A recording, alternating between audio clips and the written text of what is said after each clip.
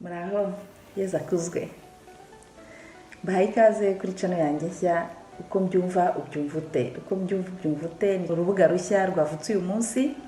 Ni urubuga ruzashishikariza buri umwe wese gutanga ibitekerezo bye akurikije uko abyumva.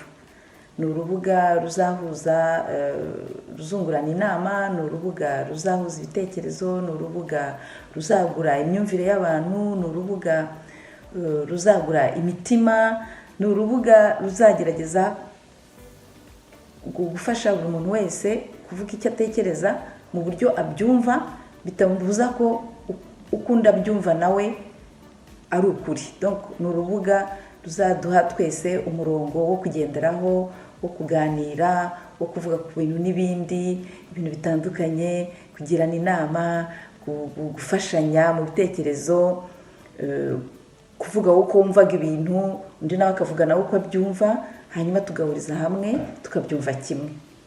Haye ikaze ngo murwitabire. Ni urubuga ruzavugirwaho ibintu byiza bishimishije, byubaka, bisa n'imitima, bihoza, bisetsa.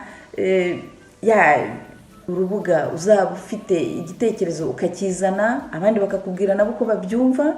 Buri umwe wese azavuga uko abyumva. Njyewe mbyumva ntya, wowe ubyumva ute? Ndabashishikarije rero ngo muze mu rwitabire. Ruzirinda gukomeretsa, ruzirinda kubabaza, ruzatanga ibitekerezo bishimishije, ruzubaka. Ufite igitekerezo azakizana, ufite ikibazo azakizana, abandi bamusobanurire uko babibona, uko babyumva. Ntabwo tubyumva kimwe, kutabyumva kimwe biratwubaka.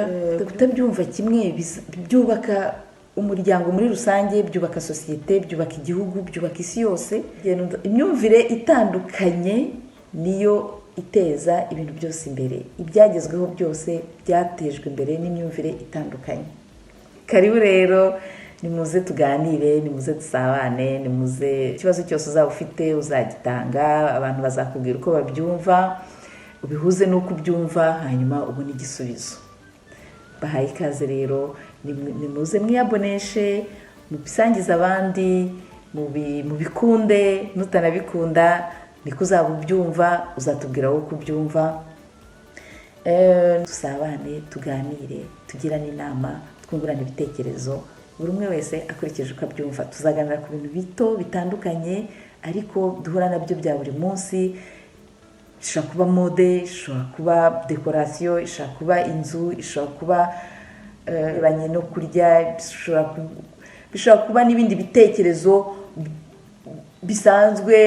Umwe wese afite uko abyumva. Ushobora kuba ufite umushinga, ufite ukuntu ushaka kuwukora ariko ukabuza kumva ibitekerezo by'abandi. Uzaza utubwire umushinga wawe uko wumva, uko wawuteguye, natwe tukubwire uko twe tubyumva, uko tubibona.